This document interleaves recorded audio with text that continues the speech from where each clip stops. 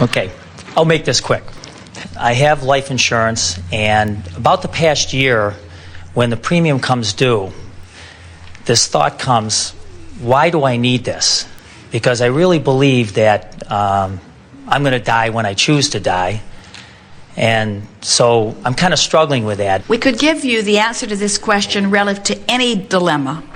Should I have life insurance or should I not? When you realize that it is a matter of choosing, making a decision, I'm going to have it and lining up with it, or I'm not going to have it and lining up with it, because it is your alignment that matters. So there are those who for so long have heard from so many about the importance of it, that if they were to take the action today and just discontinue life insurance or health insurance or any kind of insurance, the action of discarding the insurance might leave them more unsettled, which means it would be detrimental to their vibrational alignment, so it's not a good choice. So there's not a right or wrong answer, have it or don't have it. It's about which decision feels best to you.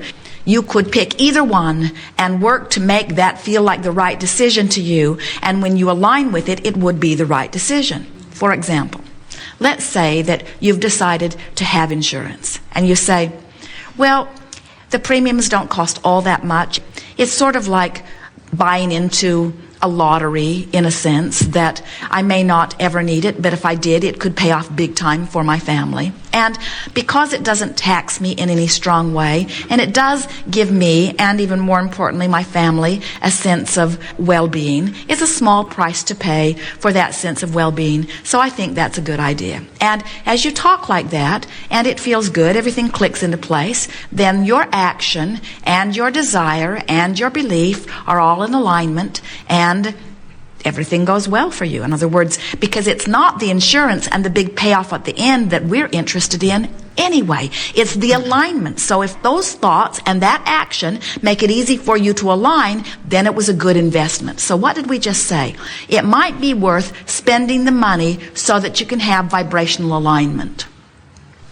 Let's say that you decide to go the other way. Let's say that you say, I get to decide when I go, and I am in vibrational alignment with well-being, and I'm not worried about a truck running over me or any sort of accident or some disease befalling me. I can feel the steadiness of my being, and there are so many places that I could happily put those dollars, and putting the dollars into insurance sort of is like bargaining on something that I'm really not wanting to have. And so I'm in alignment with well-being. I feel absolutely secure. I'm banking on my well-being, and I know that if there were anything that were in the offing for me that might make me want to change my idea about that, I would know about it. I would sense it. I always know what to do. I'm intuitive in that way. So I have decided that I'm going to gather my insurance from vibrational alignment. You see, there's no right or wrong. Right. We made both cases sound absolutely wonderful. And that's the thing that deliberate creating is. Humans want to say, oh no, Abraham, there's a right way and there's a wrong way. And we say, and where do you think insurance salesmen fall in on that? And aren't they the ones that are giving you most of your information about that? In other words, how many people stand to benefit by something that they want from you, and so they develop all of these stories that they drum into your consciousness that you pass on from generation to generation, until there are people all over this world, all over this nation certainly, that are scared to death because they can't afford health insurance. And we say, you don't need health insurance. You're tapped into the resources of well-being in the sky. Line up with well-being. Don't line up with the idea of tragedy befalling you, you see. But there is no right or wrong in it. In other words, we would not encourage anyone to cancel their insurance if they feel better having it. Right. I guess where I'm at with it is that I decide when I leave, and so it's almost like I'm investing in something that I don't think is going to pay off. Well, it's clearly not an alignment for you. Right. In other words, as you think about it, we can feel in your vibration that as we feel your vibration, it would be much easier for you to align with the idea of not having it. But here's the thing that's interesting. You are co-creating with others. And so let's say you have family who worry about it, who don't agree with you. Right. And what we're saying to you is you could line up either way. So why make it an issue where I'm right and you're wrong? Why not just take the path of least resistance happiness and line up with well-being. And for every dollar that you spend that you could spend on other wonderful things, just feel grateful that you've got those dollars to spend, and more dollars will come. In other words, there's no shortage or limit to the amount of dollars that will come to you. Okay, I'm with you.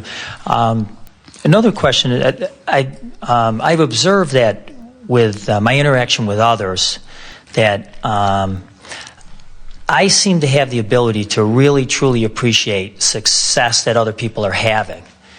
And I notice that other people around me don't seem to have, that same. They seem like there's jealousy or whatever. And I really get a lot of joy and excitement out of watching somebody succeed. And I was wondering why. This is why. You have knowing that the resource pile is unending.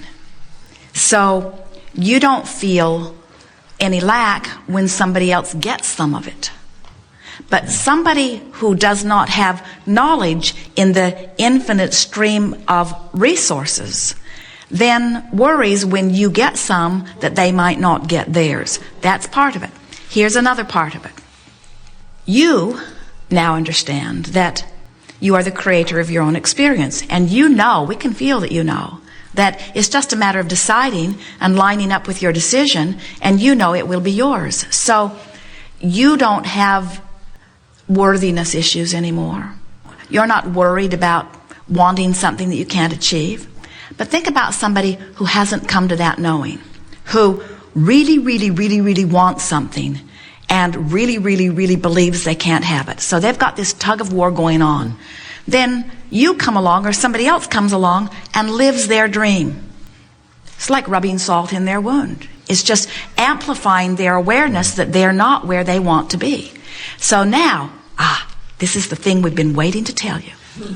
Now, they're doing what we would teach them to do in moving up the emotional scale. In other words, let's recap. So, I really want something and I can't figure out how to get it. And I see you or someone else getting it, which just amplifies my sense of unworthiness, my sense of powerlessness, because I've been beating my brains out. I've been trying to get it and can't, and you made it look easy, which I really resent. You probably inherited it or cheated in some way in order to get it. And so as I see you achieve something that I've been wanting, my wounds are inflamed. I feel even worse now than I did before.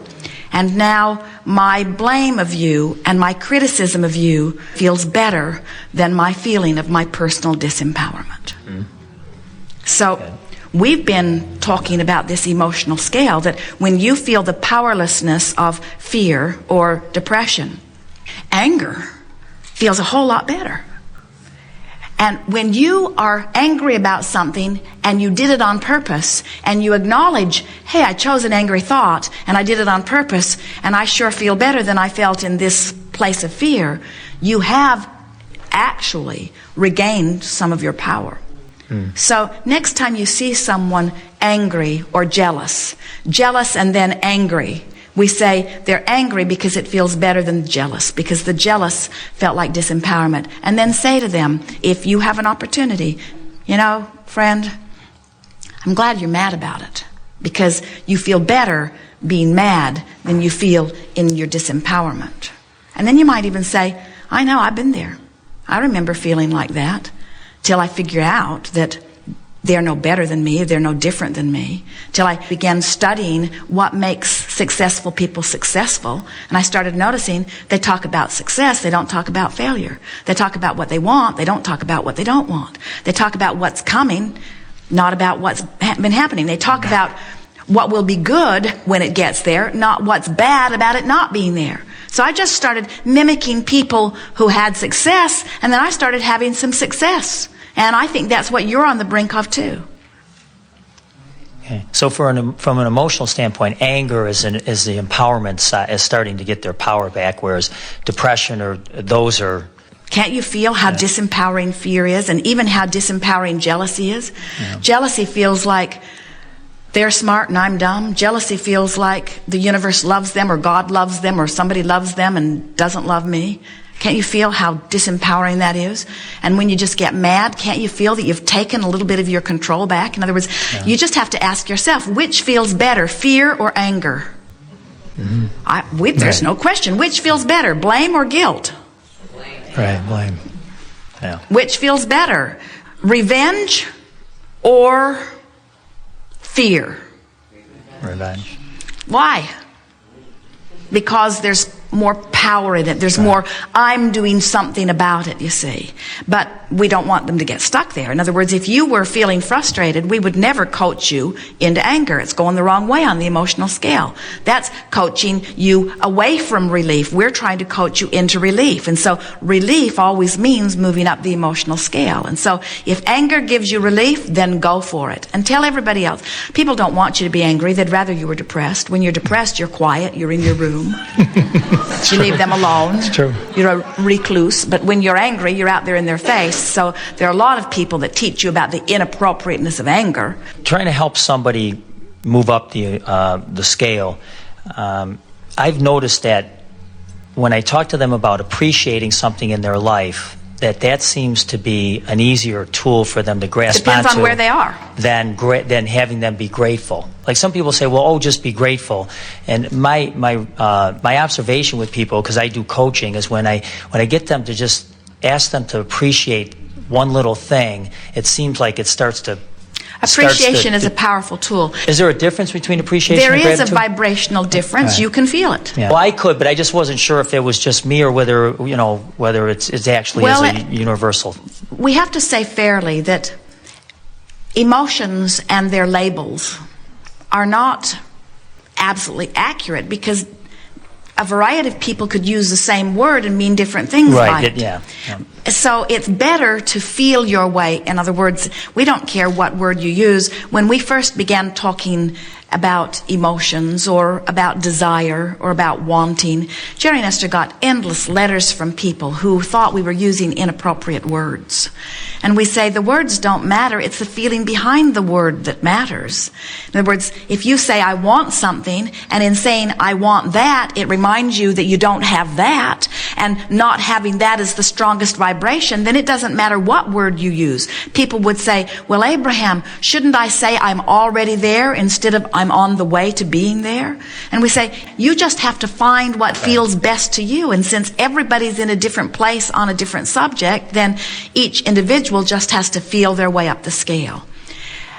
There are a number of things we want to say to you. When you're coaching someone into appreciation, if they're not somewhere in the vibrational proximity, they're not going to enjoy your game anyway. Somebody in fear, unless you change the subject, is not going to find appreciation. The vibrational gap is too far, you see. And so we would like to say to you, as longtime teachers, as you are longtime teachers, that if you will just accept that those that are ready for the bridge that you can provide are making their way to you, and those that aren't ready for your bridge are ready for somebody else's bridge. And what we mean by that is, if you're vibrating up here in joy and ecstasy and appreciation, and someone's down here in revenge or rage or fear or despair, while you really want to help them, you can't really relate to them, and they can't really relate to you unless somebody does a quantum leap sort of thing. And we're not encouraging you to quantum leap into their vibration just so you can lead them out of the darkness, because once you quantum leap, you're in the darkness, and you're not any better guide than they are, you see. So we would coach appreciation, but let's say someone's down here in despair. Trying to teach them gratitude might be an easier bridge for them than appreciation. What is the equivalency? What is gratitude about? Let's see if we can define it. Gratitude is recognizing that we can't find an accurate vibrational basis for gratitude. That's what you're getting at. We were polling your vibration as we throw the word gratitude out.